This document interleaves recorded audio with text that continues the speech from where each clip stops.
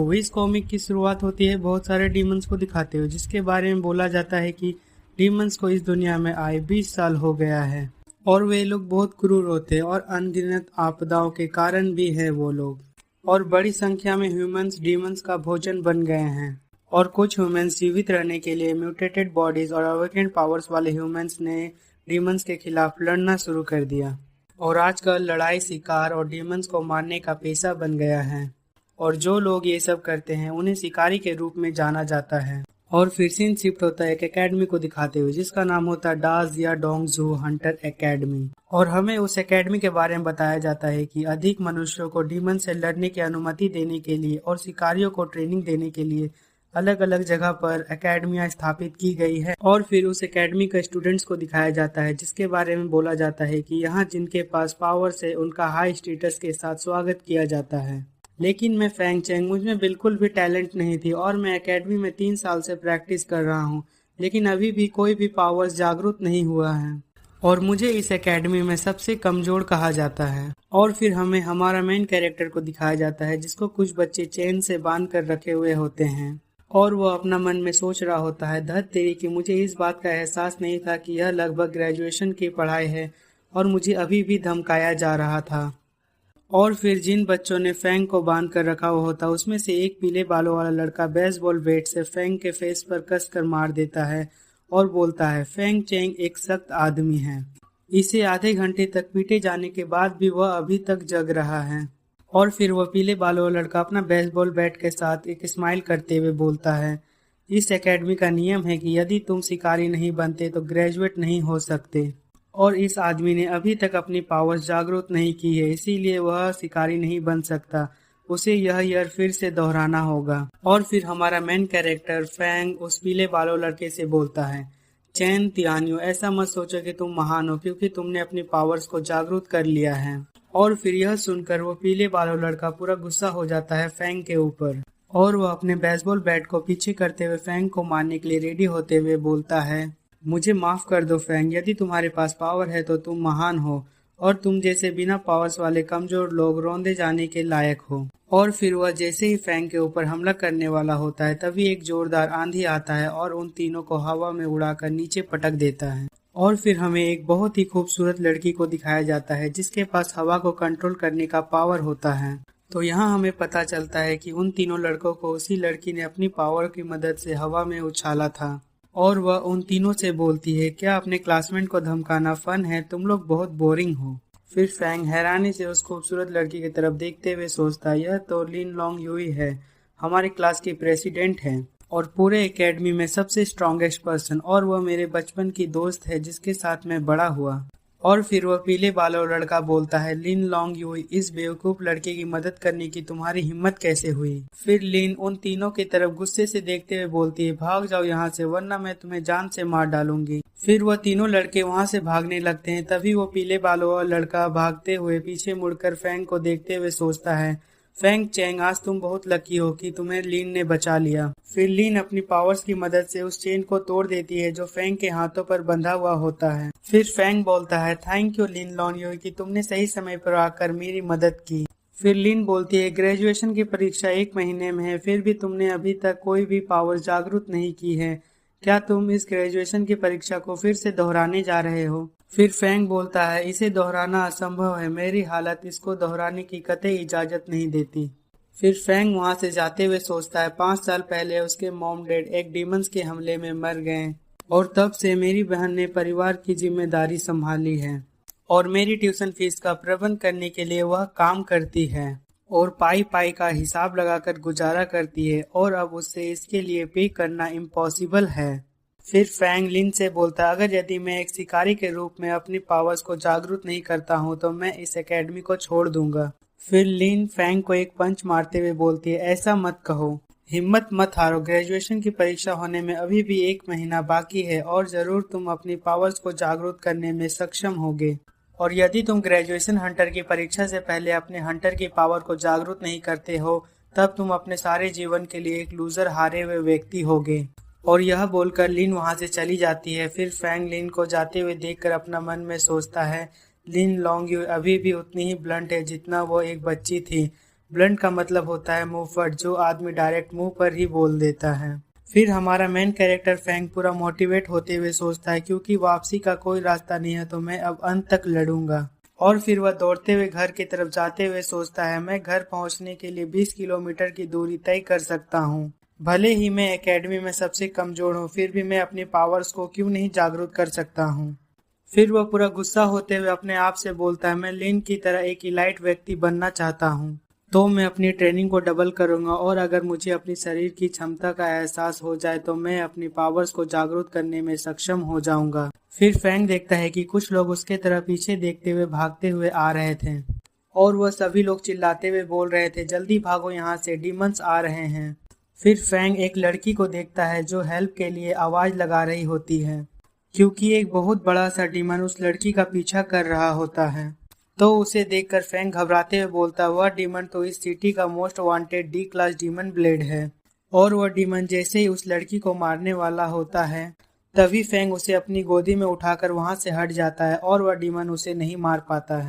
फिर फैंग अपने आप से बोलता मैं अवश्य ही पागल हूँ, मैं किसी को बचाने की कोशिश करने से खुद को नहीं रोक सका। और इतना बोलते ही तभी वो डीमन फैंग के शरीर पर अपने नोकीले ब्लेड वाले हाथ को आर पार कर देता है और फैंग दर्द के मारे जोर जोर से चीखने लगता है। फिर वह लड़की बोलती है बड़े भाई क्या हुआ आपको, आप ठीक हो? फिर फैंग उसे चिल्लाते हुए बोलता है तुम मेरी चिंता मत करो, तुम भागो यहाँ से। फिर वह लड़की रोते हुए बोलती है मैं तुम्हें बचाने के लिए किसी को बुलाती हूँ। और फिर वह डीमन फैंग को हवा में उठा लेता है और उसे बहुत दूर फेंक देता है और फैंग एक दीवार से जाकर टकरा जाता है और उसका मुंह से ब्लड भी निकल रहा होता है और वह दर्द के मारे चिल्लाते हुए बोलता है मैं तो बहुत बड़ा मूर्ख हूँ, मैं ये कैसे सोच सकता हूँ कि एक साधारण सा इंसान हीरो हो सकता है। और फिर वो डीमन फैंग का हालत देखकर हंसने लगता है। फिर फैंग गुस्से से बोलता है बास्टर्ड, यह डीमन हंस रहा है मेरे ऊपर, बट मुझे इस बात का डर है कि मैं उस डीमन की आंखों में उसका भोजन हूँ। और वह डीमन फैंग के तरफ उड़ते हुए आने लगता है तो फैंग बोलता है मुझे वापस लड़ने के लिए मौका मिलना चाहिए। और इतना बोलते ही तभी वो डीमन फैंग के छाती पर पैर रख देता है। तो फैंग सोचता है क्या यही पावर्स का डिफरेंस है? मैं बहुत दुखी महसूस करता हूँ, इस तरह मरना शर्म की बात होगी कि मैं अभी तक शिकारी नहीं बन सका हूँ और मैं लिन लोंग न्यू जितना मजबूत नहीं हुआ हूँ और मैंने अभी तक अपनी बहन को बेहतर जीवन नहीं दिया हूँ। फिर फैंग अचानक से कुछ सोचता और बोलता है मैं जीना चाहता हूँ और मैं उस डीमन ब्लेड को मारना चाहता हूँ। फिर वह फैंग गुस्से से पूरा लाल हो जाता और बार बार बोलता है मुझे उसे मारना है, मुझे उसे मारना है। फिर फैंग को अपने शरीर के अंदर से एक आवाज़ सुनाई देता है जो उससे बोल रहा होता है मरने से पहले तुम्हारे मन में मारने की प्रबल इच्छा जागृत हो गई है, तुमने डीमन स्लेयर के साथ जुड़ने की छिपी हुई कंडीशन को जन्म दिया है और तुम्हारा जीवन खत्म होने वाला है, क्या तुम डीमन स्लेयर के साथ जुड़ना चाहते हो? फिर अपना हीरो फैंग हैरानी से बोलता है मैं कहाँ हूँ और कौन बात कर रहा है, एक डीमन स्लेयर के साथ जुड़ने का क्या मतलब है? और फिर फैंग नोटिस करता है कि एक अननोन हाथ आकर उसका हाथ और पैर को पकड़ लेता है और फिर धीरे धीरे बहुत सारे हाथ आकर फैंग को पकड़ लेते हैं और फैंग डर के मारे पूरा चीखने लगता है। फिर वह सोचता है यह जगह कहाँ पर है, क्या यह परलोक है? और फिर से फैंग को वही आवाज़ सुनाई देता है जो बोल रहा होता है डेंजर वार्निंग, तुम्हारे जीवन के 10 सेकंड बचे हैं, क्या तुम डीमन स्लेयर के साथ जुड़ना चाहते हो? फिर फैंग बोलता है क्या मेरे पास अब भी कोई चॉइस है? और फिर वह सारे हाथ धीरे धीरे करके फैंग के गर्दन और शरीर को कसने लगते हैं और फैंग दर्द के मारे पूरा चीख रहा होता है। तो यहाँ हमें पता चलता है कि वो सारे हाथ जो होते हैं वो डेथ हैंड होते हैं। फिर फैंग सोचता है केवल एक ही मौका है और फिर फैंग डीमन स्लेयर के साथ मर्ज होने के लिए वो अपने हाथ को आगे बढ़ाता है उस डीमन स्लेयर के तरफ और वह जैसे ही उस हाथ को टच करता है तो एक बहुत ही जोरदार वाइब्रेशन होता है और जितने भी डेथ हैंड फैंग को पकड़े हुए होते हैं वो सभी फेंका जाते हैं। और फिर फैंग को एक आवाज़ सुनाई देता है जो बोल रहा होता है मर्ज सक्सेसफुल, तुमने डीमन स्लेयर के पावर्स गेन कर लिए हैं। और फिर सीन शिफ्ट होता है उस डीमन ब्लेड को दिखाते हुए जो फैंग के छाती पर पैर रखा हुआ होता है और उसके मरने का इंतजार कर रहा होता है। और फिर तभी फैंग को दिखाया जाता है जो एक रेड कलर का डीमन स्लेयर बन चुका था और वह डीमन ब्लेड को एक झटके से कुछ दूर पीछे फेंक देता है और फिर वह खड़ा हो जाता है। फिर डीमन स्लेयर के आइज को दिखाया जाता है और उसके हाथ और पैर को, और फिर फैंग के अंदर से आवाज आता है डीमन स्लेयर फॉर्म एक्टिवेटेड हो गया है। फिर फैंग अपने हाथ पैर और शरीर को देखता है और बोलता है देखो मुझे विश्वास नहीं हो रहा है कि मैं एक डीमन बन गया हूँ और ऐसा लग रहा है जैसे मेरा दिमाग खुल गया हो और मैं कभी भी बेहोश हो जाऊंगा। और फिर दूसरे सीन में हम लोग देखते हैं कि वो डीमन ब्लेड उसके ऊपर हमला करने के लिए दौड़ते हुए आ रहा होता है। तभी फैंग के शरीर के अंदर से वही आवाज आता है जो बोल रहा होता है, kill the enemy, kill the enemy. और फिर वह डीमन ब्लेड जैसे ही डीमन स्लेयर के ऊपर हमला करने वाला होता है तो डीमन स्लेयर वहां से हट जाता है और उसके हमले से बच जाता है। और तभी वह डीमन स्लेयर उस डीमन ब्लेड को एक जोरदार पंच मारता है और वह बहुत ही तेजी से पीछे की ओर फेंका जाता है। और फिर वह डीमन स्लेयर हवा की तेजी से आकर उस डीमन ब्लेड का गर्दन पकड़ लेता है और उसे जमीन पर घसीटते हुए उसे एक दीवार पर मार देता है। और फिर वह डीमन ब्लेड कस कर चिल्लाता है और डीमन स्लेयर के ऊपर अपने ब्लेड से हमला कर देता है, पर डीमन स्लेयर उसके हमले को देख लेता है और नीचे झुककर बच जाता है। और फिर डीमन स्लेयर उस डीमन ब्लेड का हाथ को पकड़कर अपने मुक्के को बांधते हुए बोलता है, बहुत धीमा, तुम बहुत धीमे हो। और यह बोलकर डीमन स्लेयर उस डीमन के सर पर एक जोरदार मुक्का मारता है और वह डीमन ब्लेड उड़ते हुए जाकर एक बिल्डिंग के दीवार से टकरा जाता है। और फिर दो आदमियों को दिखाया जाता है जो डीमन स्लेयर को देख लेता है और एक आदमी बोलता है, देखो मैं सही था, एक डीमन दूसरे डीमन को मार रहा है। और दूसरा आदमी चौंकते हुए बोलता है, अनबिलीवेबल। फिर वह दोनों आदमी डरते हुए बोलते हैं, अरे उसने तो हमें देख लिया है। फिर वह फैंग जो डीमन स्लेयर बना हुआ होता है वो अपने सर को पकड़कर बोलता है, मेरे सिर से फिर से वही आवाज़ आ रहा है जो बोल रहा होता है, उन ह्यूमंस को मार डालो जिन्होंने तुम्हें देख लिया है। फिर फैंग उन ह्यूमंस को बोलता है, तुम दोनों यदि तुम मरना नहीं चाहते हो तो यहाँ से चले जाओ। और वो दोनों आदमी में से एक आदमी भागते हुए बोलता है, जल्दी भागो यहाँ से। फिर दूसरा आदमी बोलता है, मेरे लिए भी रुको। और फिर उस डीमन ब्लेड को दिखाया जाता है जो फैंग के पीछे जग गया होता है और वह फैंग को मारने के लिए खड़ा हो रहा होता है, बट फैंग को पता नहीं चलता है और वह अपने मन में सोच रहा होता है, डीमन स्लेयर के साथ मर्ज के बाद भी मैं अपनी ह्यूमैनिटी को बनाए रखूंगा। और फिर अचानक से वो डीमन ब्लेड फैंग के ऊपर हमला कर देता है, लेकिन फिर एक बार फैंग उसके हमले से बच जाता है और फिर वो एक जोरदार मुक्का घुमाकर उस डीमन ब्लेड के पेट पर मारता है तो उसका हाथ उस डीमन ब्लेड के पेट से आर पार हो जाता है और वह डीमन ब्लेड वहीं पर मर जाता है। और फिर फैंग के बॉडी के अंदर से वही आवाज़ सुनाई देता है जो बोल रहा होता है, तुमने डीमन ब्लेड को मार डाला और तुमने ओपोनेंट के सारे एबिलिटी को लूट लिया, हैंड स्वॉर्ड। और जब तुम किसी एनिमी को मारते हो तो तुम उसके फाइटिंग पावर्स भी लूट लेते हो। फिर फैंग बोलता है, क्या डीमन स्लेयर का मतलब हत्या और लूटपाट करके मजबूत बनना होता है? और मैं अपनी क्षमताओं को जगाने की बहुत कोशिश कर रहा हूँ लेकिन कुछ भी काम नहीं आ रहा है। लेकिन जब मैं डीमन स्लेयर के साथ जुड़ गया तो मैंने दुश्मनों को मारकर अपनी पहली क्षमता को अनलॉक कर दिया। और यह बोलने के बाद फैंग डीमन स्लेयर से अपने असली रूप में आ जाता है और वह अपने आप से बोलता है, ऐसा लगता है जैसे जब मैं लड़ने के बारे में नहीं सोच रहा हूँ तो मैं मानव रूप में वापस लौट आऊँगा। और इस लड़ाई का शोर बहुत तेज था तो कुछ शिकारी इसे निश्चित रूप से सुनेंगे और यदि उन्हें डीमन स्लेयर का रहस्य पता चल गया तो मुझे रिसर्च के लिए गिरफ्तार कर लिया जाएगा। तो मुझे यहाँ से निकलना होगा, मैं अपनी पहचान उजागर नहीं कर सकता। फिर एक सिटी को दिखाया जाता है जिसका नाम होता है सुबर्ग ऑफ डोंग जाहो सिटी। और फिर उस सिटी के एक मोहल्ले को दिखाया जाता है जहाँ पर फैंग का घर होता है और वह अपने घर का दरवाजा खोलकर अंदर चला जाता है और बोलता है, सिस्टर मैं घर वापस आ गया हूँ। फिर फैंग की सिस्टर उसे देखते हुए बोलती है, फैंग चेंग तुम्हें इतना समय क्यों लगा घर आने में? मैं तुम्हारे इंतजार कर रही थी। और तुम्हें यह चोट कैसे लगी? फिर फैंग हंसते हुए बोलता है, चिंता मत करो, मैं ठीक हूँ। रोड पर एक डीमन ने मुझ पर हमला कर दिया था लेकिन सौभाग्य से मैं भागने में सफल रहा, पर मेरे कपड़े फट गए हैं। फिर फैंग सोचता है, लकीली डीमन स्लेयर के साथ जुड़ने के बाद मेरे चोट अपने आप ठीक हो गए हैं। फिर फैंग की सिस्टर रोते हुए बोलती है, सचमुच फैंग तुम्हें सावधान रहना होगा और यह मत भूलना मॉम और डैड को काम से घर जाते समय डीमन ने मार डाला था। फिर फैंग सैड होते हुए बोलता है, मुझे पता है, तुम चिंता मत करो बहन। फिर फैंग की सिस्टर अपने आंसू को पोंछते हुए बोलती है, चलो उन सैड बातों के बारे में बात ना करो, मैं तुम्हारे लिए डिनर तैयार कर देती हूँ। फिर वो अपने सिस्टर को थैंक यू बोलकर नहाने के लिए चला जाता है और जब वो नहाकर बाहर आता है तो वो देखता है कि टेबल पर उसका फेवरेट खाना रखा हुआ होता है और वो डिनर को देखकर पूरा खुश हो जाता है और बोलता है, थैंक यू सिस्टर, तुमने मेरा फेवरेट डिनर चिकन नूडल्स बनाया है। फिर उसकी बहन बोलती है, चलो अब जल्दी खा भी लो इसे। फिर फैंग अपनी सिस्टर से पूछता है, तुमने रात के डिनर में क्या खाया? और वह बोलती है, मैंने उस कन्वीनियंस स्टोर में कुछ खा लिया है जहाँ पर मैं काम करती हूँ। फिर फैंग गुस्सा होते हुए बोलता है, तुम हमेशा से ऐसे ही हो, मेरे लिए महंगा खाना छोड़ना और अपने बारे में ना सोचना। क्या तुम अपना ख्याल नहीं रख सकती हो? और मैं यह नहीं चाहता हूँ कि तुम भूखी रहो। फिर फैंग की सिस्टर रोते हुए बोलती है, तुम मेरे सगे भाई हो, मेरे एकमात्र परिवार है और तुम इस दुनिया में एकमात्र व्यक्ति हो जिसकी मुझे परवाह है। फिर फैंग बोलता है, सिस्टर तुम चिंता मत करो, मैं अब पैसा कमाऊंगा और मैं यह घर बदल दूंगा और तुम्हें बेहतर जीवन दूंगा। फिर उसकी बहन स्माइल करते हुए बोलती है, तुम यह कर सकते हो फैंग चेंग, मुझे तुम पर विश्वास है। फिर फैंग भी स्माइल करते हुए बोलता है, हाँ मेरी सिस्टर।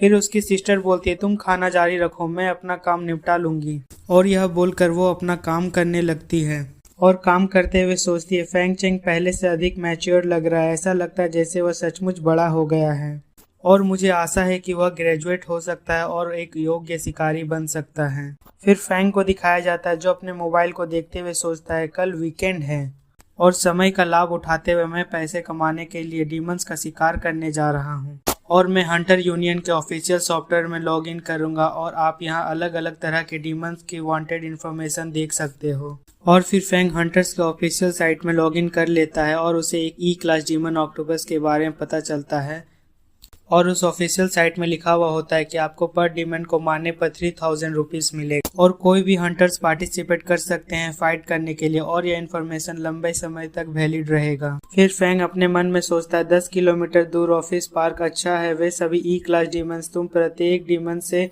3000 युआन कमा सकते हैं और डीमन स्लेयर की क्षमता से लड़ना बहुत आसान होना चाहिए। लेकिन डीमन स्लेयर के रूप में डीमंस को मारना एक टाइम बॉम्ब की तरह है, यह हमेशा एक पैरासाइट्स की तरह मेरे दिमाग को कंट्रोल करने की कोशिश कर रहा है।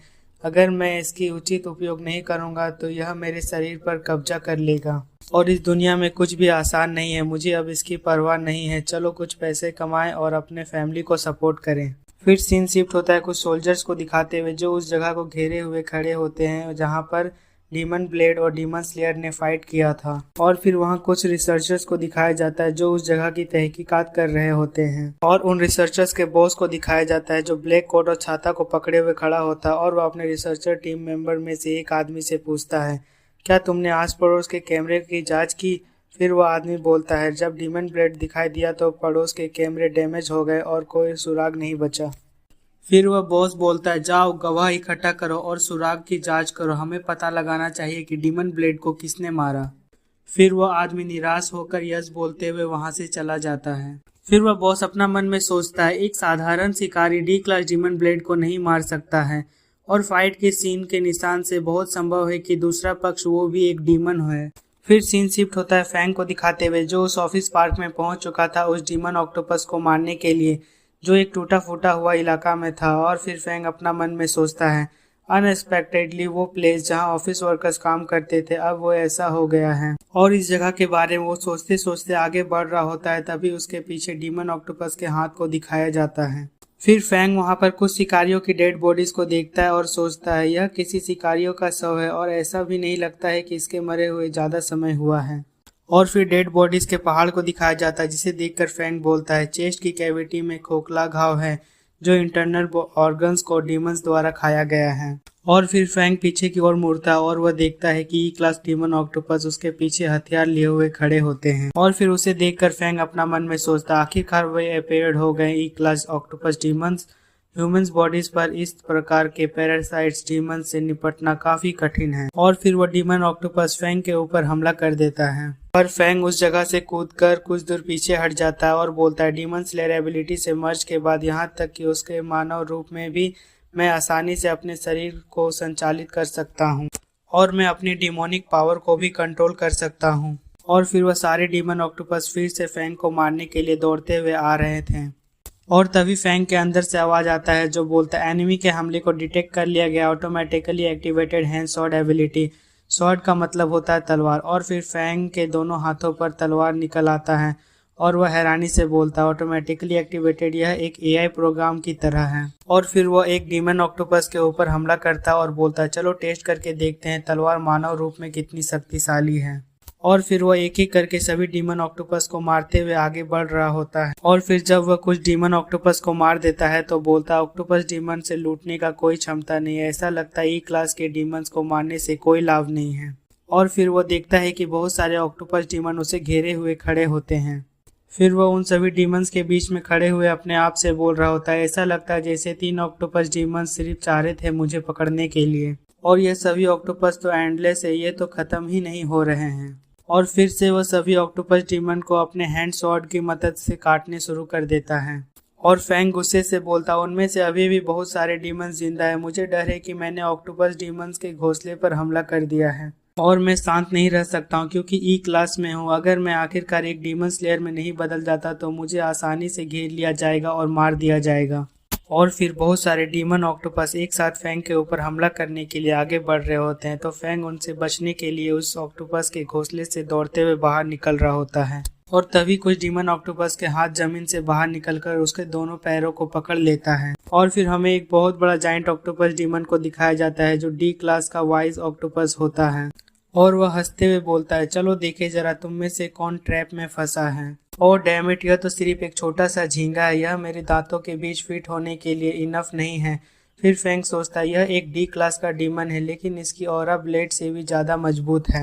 फिर वह जायंट ऑक्टोपस सभी छोटे डीमन ऑक्टोपस को आदेश देता है, मेरे खाने के लिए उसके छोटे टुकड़े टुकड़े कर दो। और फिर सभी ऑक्टोपस उसके शरीर को टुकड़े करने के लिए खींचने लगते हैं, तो फैंग बोलता है अगर ऐसा ही चलता रहा तो वो मुझे जिंदा खा जाएंगे। और फिर फैंग के शरीर से वही आवाज आने लगता है जो बोल रहा होता है, kill the enemy, kill the enemy. और फिर एक रेड कलर का जोरदार लाइटनिंग होता है और फिर आवाज आता है, डीमन स्लेयर फॉर्म एक्टिवेटेड हो गया है। फिर फैंग गुस्से से उन डीमन ऑक्टोपस को बोलता है, मुझे डीमन स्लेयर फॉर्म में ट्रांसफॉर्म होने के लिए तुम लोगों ने फोर्स किया है, तो तब तुम्हें मारे जाने का तीव्र दर्द भी महसूस होना चाहिए। और फिर वो एक एक करके सभी डीमन ऑक्टोपस को पूरी तेजी से मारने लगता है।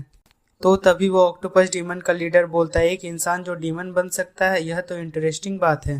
फिर फैंग बोलता है, मैंने सोचा कि पैसे कमाने के लिए कुछ सामान्य ई क्लास डीमन से लड़ सकता हूँ, पर मैंने नहीं सोचा था कि मैं इस साधारण इच्छा को पूरी कर सकूंगा।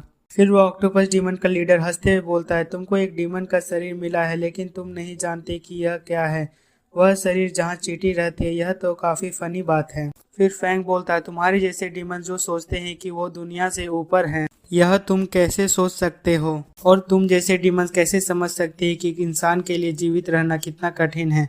और यह बोलकर फैंग उस लीडर के ऊपर अपने हैंड स्वॉर्ड से हमला कर देता है, पर वह लीडर उस हमले को अपनी लकड़ी से रोक लेता है। बट वो हमला इतना तेज होता है कि वो ऑक्टोपस डीमन लीडर उस हमले के प्रेशर से कुछ दूर पीछे चला जाता है। फिर वह बोलता है, इतना खराब भी नहीं था, तुम वास्तव में कुछ तरकीबें जानते हो। फिर वह ऑक्टोपस डीमन अपने टेंटिकल्स को फैंग की ओर बढ़ाते हुए बोलता है, बहुत बुरा, तुम बहुत धीमे हो।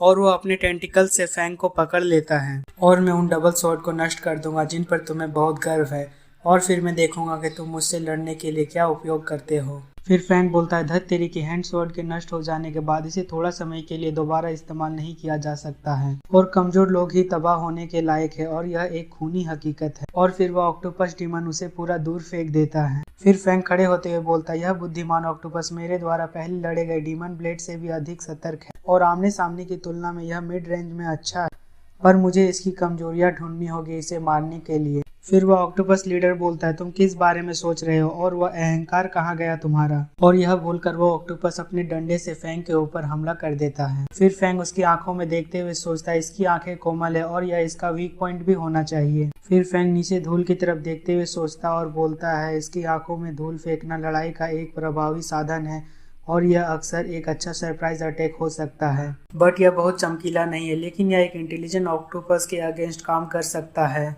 और यह बोलकर वो अपने पैरों से धूल को उस डीमन ऑक्टोपस के आंखों पर फेंक देता, और वह ऑक्टोपस चिल्लाते हुए बोलता है, यू बास्टर्ड, ये तुमने क्या किया। फिर फैंग बोलता है, तुम्हारे जैसे डीमन के अगेंस्ट मुझे किसी भी तरह से व्यवहार करना चाहिए। फिर वह ऑक्टोपस बोलता है, यह बहुत दुखदायक है, मुझे इस घिनौने शरीर से छुटकारा पाना ही होगा। फिर फैंग सोचता है वो अपने सर को अपने शरीर से कैसे अलग कर सकता है। और फिर फैंग एक भाले को अपने हाथ में लेते हुए उस डीमन ऑक्टोपस से बोलता है, भागने की कोशिश मत करो।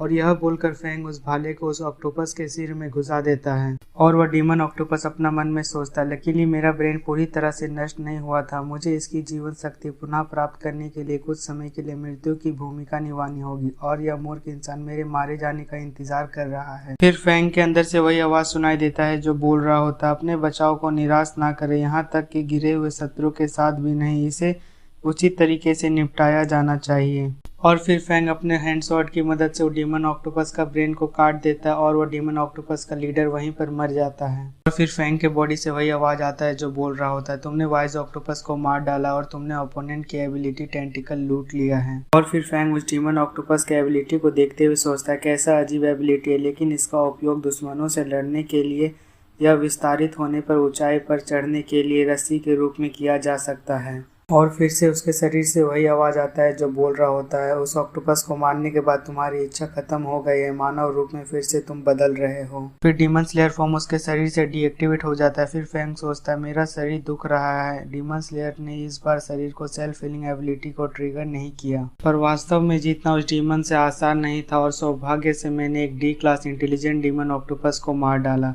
और इस मॉन्स्टर का मूल्य एक सामान्य ऑक्टोपस डीमन से कहीं अधिक होना चाहिए। और इसी के साथ हमारा एपिसोड 1 यहाँ पर खत्म हो जाता है। अब मिलते हैं अगले एपिसोड में।